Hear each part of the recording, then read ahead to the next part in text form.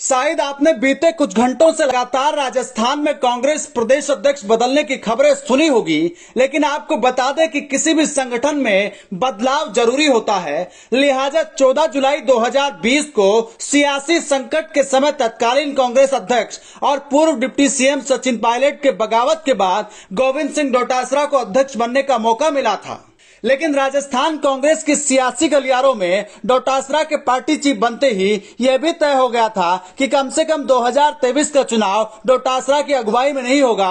अब जो सियासी कयासबाजी के बीच जो यक्ष प्रश्न आन खड़ा हुआ है कि ऐसे में कांग्रेस पार्टी के भीतर क्या कारण है कि पार्टी चीफ बदलने की स्थितियां बन रही है।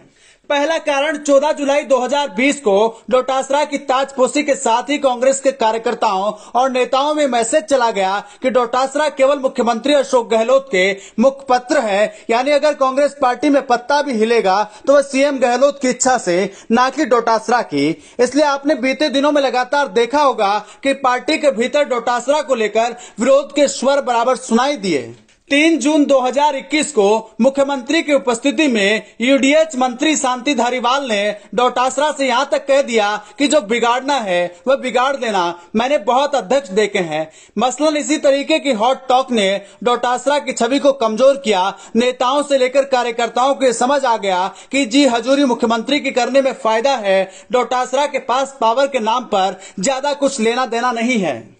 दूसरा कारण डोटासरा पर व्यक्तिगत तौर पर कई गंभीर आरोप, आरएएस भर्ती परीक्षा में अपने परिजनों और रिश्तेदारों को फायदा पहुंचाने का आरोप, इसके अलावा रीट, एसआई समेत कई भर्ती परीक्षाओं को लेकर छात्रों से लेकर विपक्ष लगातार हमलावर है।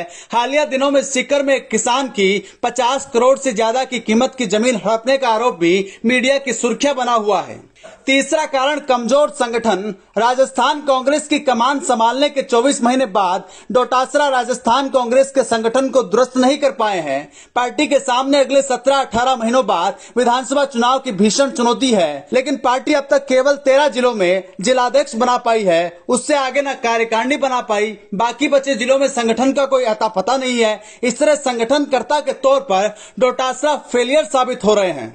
चौथा कारण डोटासरा का फ्री हैंड होना नहीं है। लिहाजा प्रदेश कांग्रेस अध्यक्ष गोविंद सिंह डोटासरा ने बीते 16 जुलाई को प्रदेश कांग्रेस कार्यालय में संगठन के पदाधिकारियों की बैठक बुलाई थी। बैठक में आधे ही पदाधिकारी पहुंचे। जयपुर के सभी कांग्रेसी विधायकों, कांग्रेस के टिकट पर चुनाव लड़ चुके प्रत्याशियों और अन्य पदाधिकारियों को बुलाया गया था, लेकिन कई पदाधिकारी बैठक में शामिल नहीं हुए।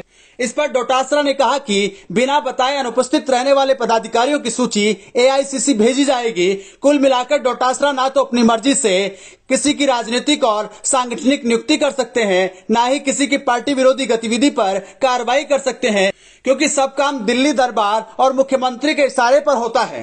पांचवा कारण जो सबसे अहम माना जा रहा है, राजस्थान में मंत्रिमंडल फेरबदल के साथ ही पार्टी चीफ बदल दिया जाएगा, ताकि पार्टी में लगातार उठ रही विरोधी आवाजों को शांत किया जाए।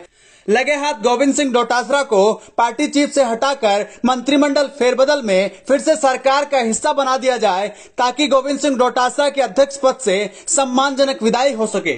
हालांकि सियासी गलियारों में यह भी चर्चा जोरों से है कि डोटासरा बतौर पार्टी चीफ कोई छाप नहीं छोड़ पाए हैं। पार्टी को उनसे ज्यादा कोई फायदा होता हुआ भी नहीं दिख रहा है, क्योंकि एक तरफ हनुमान बेनीवाल ने शेखावाटी समेत मारवाड़ रीजन में जाट वोट बैंक पर अपनी पकड़ बना रखी है। दूसरी ओर भाजपा ने उपराष्ट्रपति पद के लिए जगदीप धनखड़ को नामित करके डोटासरा के जातीय समीकरण वाली बढ़त को भी कमजोर कर दिया है।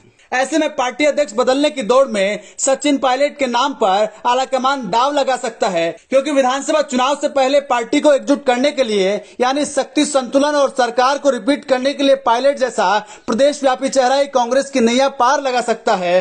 सोशल मीडिया से लेकर ग्राउंड पर सचिन पायलट की ताकत क्या है, इस बात को आलाकमान से लेकर मुख्यमंत्री अशोक गहलोत भी भली भांति जानते हैं। यानी पायलट को फिर से अध्यक्ष बनाना पार्टी के लिए मजबूती भी है और सियासी मजबूरी भी। हालांकि बीडी कल्ला से लेकर पूर्व मंत्री हरीश चौधरी तक ये वो नाम है जिनके इर्द गिर्द नए पार्टी चीफ बनाए जाने की सुगबुगाहट है, क्योंकि 2023 के आखिर में होने वाले चुनाव की चुनौती से निपटने के लिए एक मजबूत कप्तान की जरूरत है। शायद इसी तलाश में आलाकमान अब जुट गया है। इसलिए अब तक कांग्रेसी गलियारों के बीच की गूंज मीडिया की सुर्खियां बन रही है। अब ये देखने वाली बात होगी कि कांग्रेस आलाकमान किसके नाम पर मोहर लगाता है, क्योंकि चुनावी चुनौती भीषण है और इससे निपटने के लिए पुख्ता तैयारी जरूरी है। कुल मिलाकर जातीय और क्षेत्रीय समीकरणों को साधते हुए संगठन को मजबूत करने और चलाने की क्षमता रखने के साथ साथ आलाकमान और मुख्यमंत्री की सहमति से नए पार्टी चीफ की ताजपोशी आगामी दिनों में होनी तय है। ब्यूरो रिपोर्ट, सियासी भारत।